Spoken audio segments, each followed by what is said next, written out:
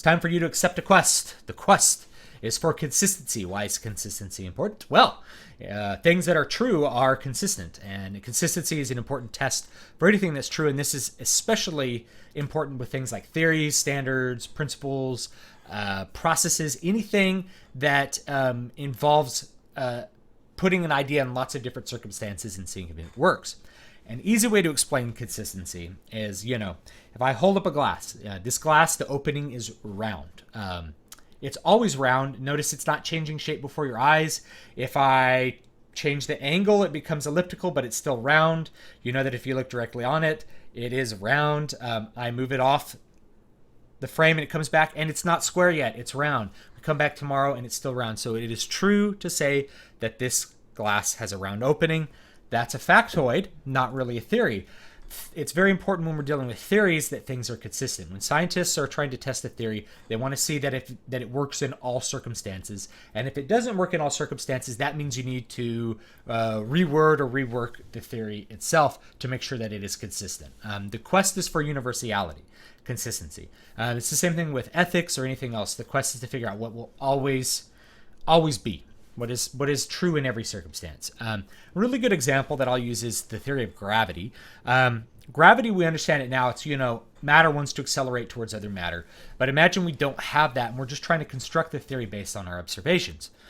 So we notice that things fall to the earth. We drop a hammer, it falls down to the ground. We drop a rock, it falls to the ground. We drop a cannonball off the Leaning Tower of Pisa, and it drops to the ground. So we're like, okay, objects accelerate towards the earth. That's our theory. And we apply it out. We're like, oh, it's so consistent. And someone's like, well, I just put this glass on the table and it didn't fall to the earth. And they're like, oh, it doesn't. Does that mean that my statement is completely untrue and I need to throw it out the window and things can now fly up in the sky? It's like, no, I'm missing something. I know. Objects accelerate towards the earth, but may be stopped by objects that are above the earth, which are solid and are able to prevent it from accelerating. So the glass doesn't accelerate through the table to the earth because the table is a solid object and is suspended above the earth by other supports that are touching the earth. So there you go. Okay, so it's really consistent. If I put something on the table, it would go to the earth if I removed the table. All right, my theory of gravity works. Boom, boom, boom. Let's expand it. Let's see how consistent it is. And then you see a balloon kind of floating by and you're like, uh-oh. I guess gravity isn't true because that balloon wants to float up into the sky. It doesn't want to sink down to the earth. It wants to float up to the sky. Well, why is that? Is that because gravity is not true, or am I missing something? Well, the part that you'd be missing is that the balloon wants to float up because we have an atmosphere. We have air. There's matter around us. We are not in a vacuum. And because we have matter around us, that matter is going to have effects with other matter, just like things float in water, things float in air. There's a consistency. Oh, okay. So the volume of the gas in the balloon is lighter than the same volume of air that's outside the balloon. Therefore, the balloon will float up. Okay. Same thing with wood. The wood, that volume of wood is displacing a greater density or greater weight of water outside of the wood. Therefore, the wood will float up. And that's why steel boats will float. Like, why, steel sinks, but no, it floats if it can displace enough water, if it can move enough water out of its shell. So if it has enough air in the middle, then it will float.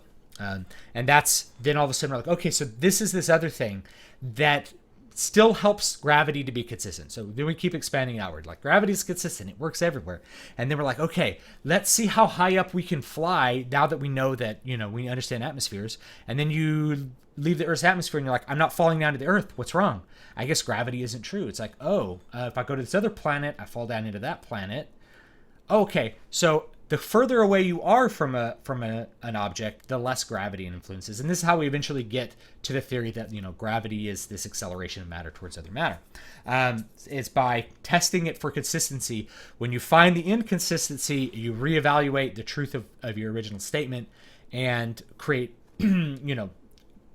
whatever additional things need to be explained to make sure that theory is always consistent. This can be applied to lots of things.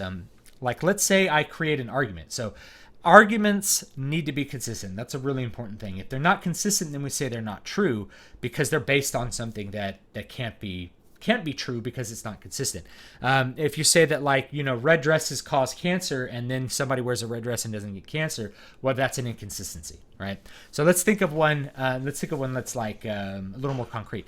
How about jaguars? Jaguars. I was just thinking about jaguars. I was reading about them. So jaguars are South American cats. They're big cats, and they usually have spots. So we see jaguars, they have spots. And so you come up with this theory. I want to test this theory. Jaguars have spots because those spots are necessary for their survival. They camouflage, the spots must camouflage them in a way that allows them to survive better and catch their prey. And you're like, okay, so let's test this theory. And you go and you're like, not only do the spots not help them survive per se, but there's black jaguars. If there's black jaguars and they survive and they reproduce and they catch prey at the same rates as the ones with spots, then obviously the spots are not what is influencing what we thought they are. That argument cannot be true because the foundation of it is inconsistent. The foundation of jaguars have spots is inconsistent, and the foundation of the spots help them to survive is inconsistent because we have jaguars that are black and the spots are not really visible and they survive perfectly well. Okay, so there's a great example. We can also apply this to lots of arguments in the political sphere. Most arguments I find in the political sphere are sort of ad hoc. You just sort of like stick things together and then come up with this like argument that seems compelling to people. It's very sophistic. Gun control is a really good example. So if someone says like, guns are bad, right? And there's all these arguments like guns are bad. Okay, so what do you propose? I think we should take away guns from people. Does that include the police? No. It's like, okay, then you don't think guns are bad because obviously some people get to keep the guns. The police and the military and the Coast Guard, they get to have guns, but other people don't. So therefore, the idea that guns are bad cannot be consistent. You cannot be against guns because you're for the use of guns to take away the guns. Like in order to take away someone's guns, someone else with a gun has to come get that gun, right? So there's a lack of consistency there. If you say, and then there's always this quest for consistency in gun control. So people will say, okay, well, we should apply to people who want to buy guns the same standards we apply to the other people we give guns, like police officers in the military. It's like, okay, so if the basis of that argument is true, then that would prevent gun violence in the classes that you already think should have guns. And this is why this argument ends up not being consistent, is you're starting with the conclusion, you're trying to work backwards. So then police officers don't ever misuse their authority. They don't ever wrongfully kill someone. The police never murder anyone. They never make mistakes with their guns and kill people. They never make safety mistakes. The military doesn't ever kill anyone improperly. There's no one in the military. There's no soldiers who are ever court-martialed for killing someone they weren't supposed to kill, for acting improperly, for murdering someone, right? Well, we know that cannot be true because it's not consistent. There's court-martials for soldiers who kill people, right? It happens. There are trials for police officers who misuse their authority or their power. So this idea that we're applying a standard to police officers which produces a result is not consistent. Therefore, it's not going to be consistent on the other side. So if you do apply that, you cannot prevent the violence because you don't prevent the violence in the super class that you've made up. This, the enforcer class that you think should have the guns, they do not properly use the guns, which means you can't expect civilians to always properly use them either. And so then the real consistency would be, if you think guns are bad, you take them away from the military and the police because people shouldn't have bad objects. Well, good luck with that. That's not really, I don't think you're really going to have a good time with that. Then you take it away from the military and they're like, well, what do we do to fight the enemy? They have guns, right? So you'd have to take guns from every human being on Earth. And in order to do that, you'd have to have guns. So the argument itself becomes very, very inconsistent. There's so many with gun control, but you could think of some others like, actually, here's another good one with gun control is that, muskets are like what the founding fathers were thinking about. When they wrote the Constitution, this is a weird textualist argument or a weird originalist argument. They were only thinking of muskets. So you only have a right to have a musket. It's like, well, okay, well, let's be consistent with that. So they back in 1789 when they ratified the Constitution, there was no internet. So you do not have the right to say what you just said on the internet. They didn't have television. You do not have the right to broadcast. Freedom of the press only counts for people who have printing presses. That's what freedom of the press means, because that's what they had in 1789. It's like, whoa, you can't say that. It's like, I'm just being consistent. So consistency is really important. So the basis of that argument was, hey, there's a historical thing here from 1789. Well, then we need to be consistent with all of it, right? And we should take everything that's said there as if it were only taking into account the technological time period of 1789. And I'm sure there's like millions of other political arguments you could think of that really, really lack consistency.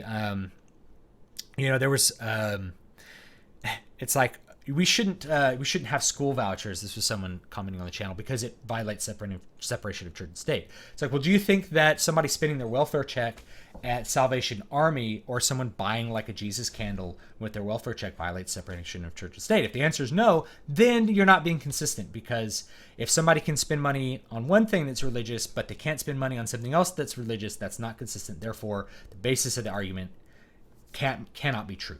Okay. There's many others. Give me some examples in the comments below, and I would really, really appreciate it. Let's quest for consistency with our processes.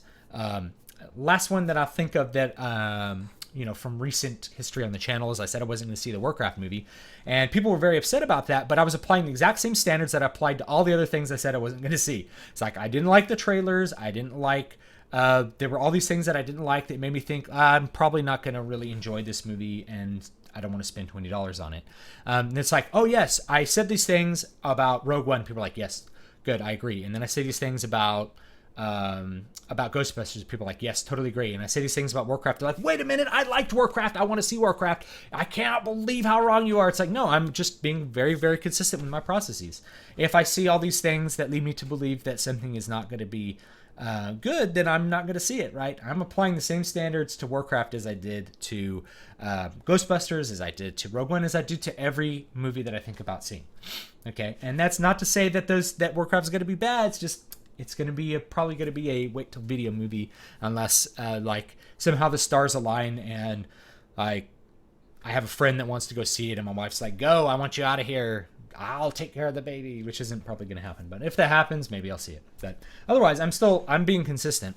And so this idea that we start with the conclusion, like, wait a minute, how could you say you don't want to see something that I liked? It's like, well, because I'm being consistent. That's why. All right. So please give me your comments below. Let me know what you like. Don't forget to like, comment, and subscribe. And don't forget, I have a book out.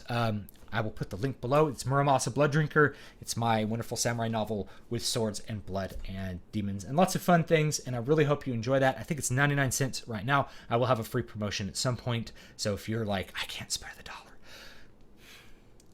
eventually we'll have it for free on Amazon if you stay tuned. Otherwise, please buy it for 99 cents and support the channel. I really, really do appreciate it, as always, and y'all have a great day.